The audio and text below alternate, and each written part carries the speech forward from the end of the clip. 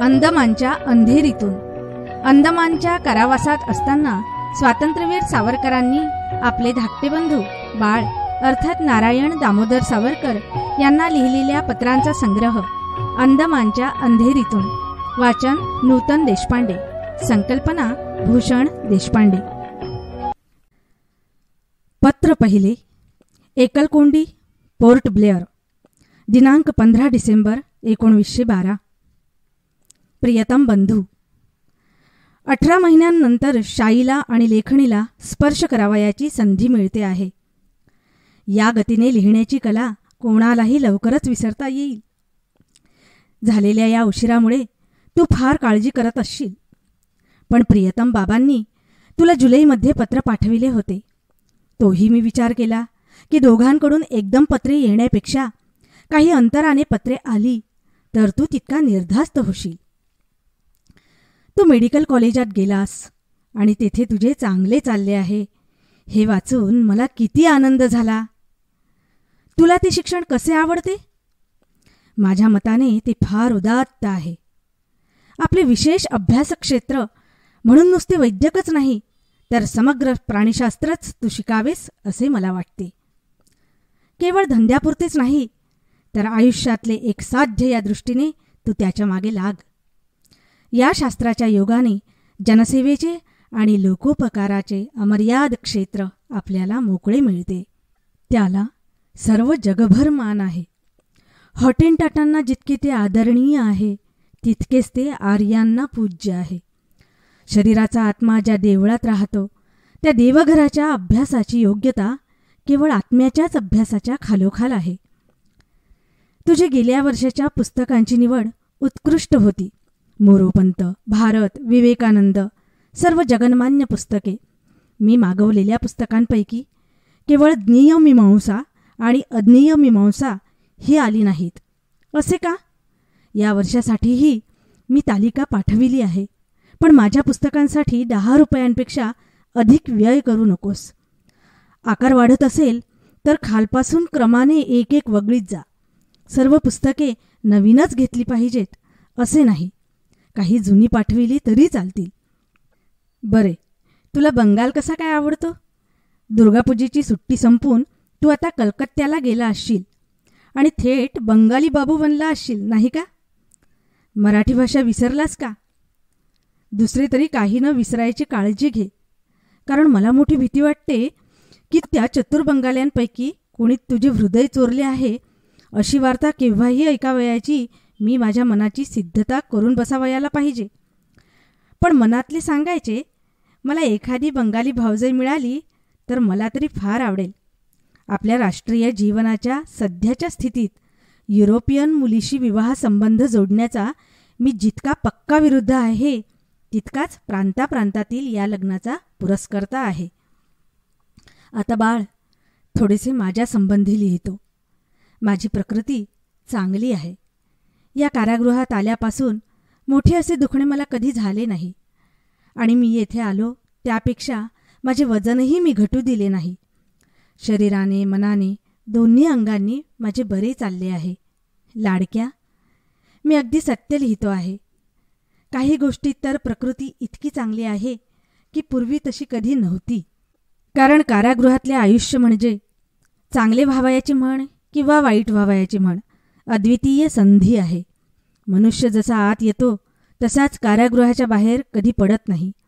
एकतर तो फार सुधारलेला असतो, नाहीतर तितकाच अधोगतीला गेलेला असतो. देवमार्गाला लागतो, नाहीतर राक्षस तरी बनतो. माझ्या सुदैवाने माझे मन या पालटलेल्या परिस्थितीशी लागलीच समरस झाले. इतक्या अस्वस्थ, इतक्या उद्योगी, जगभर वावरणाऱ्या स्वभावाला 8 हात लांबीच्या कोठडीत अगदी घरच्यासारखे स्वस्थ वाटावे म्हणजे आश्चर्य आहे, नाही?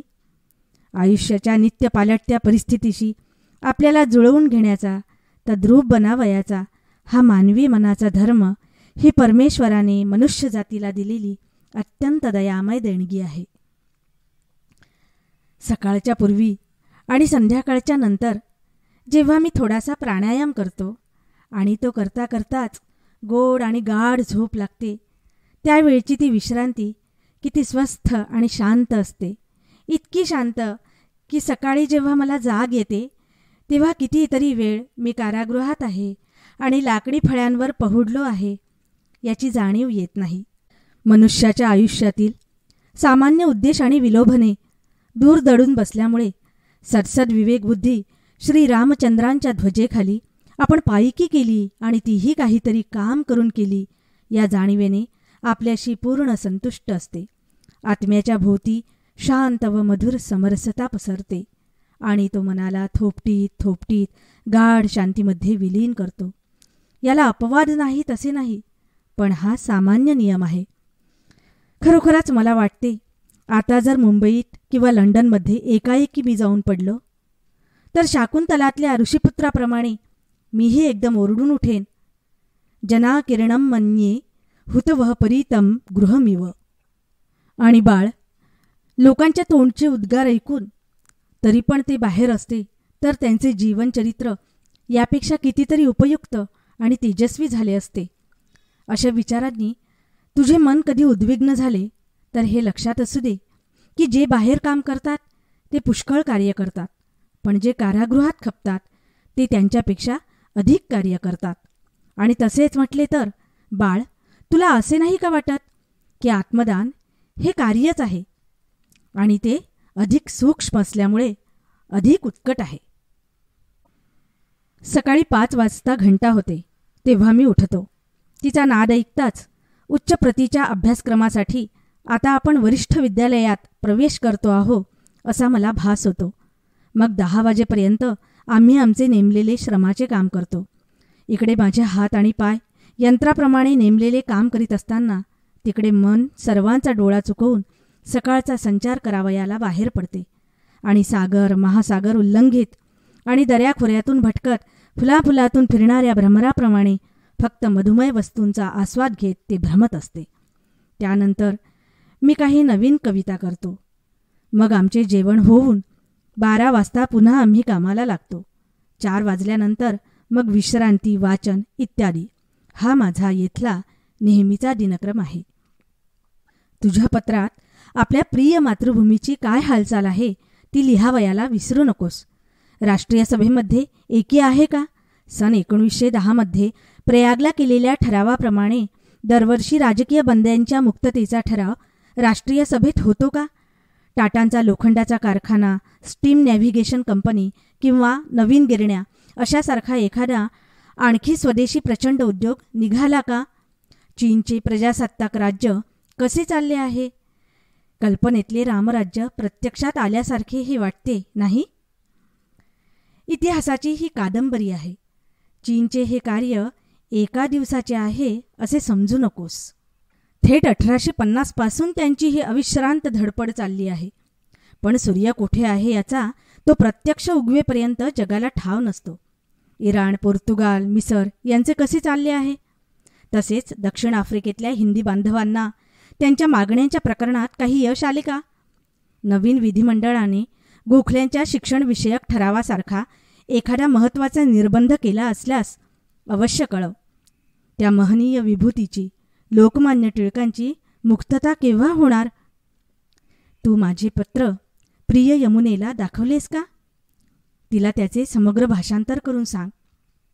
आणखी थोडी वर्षे, फार तर 5, म्हणजे पुन्हा सुप्रभात होईल.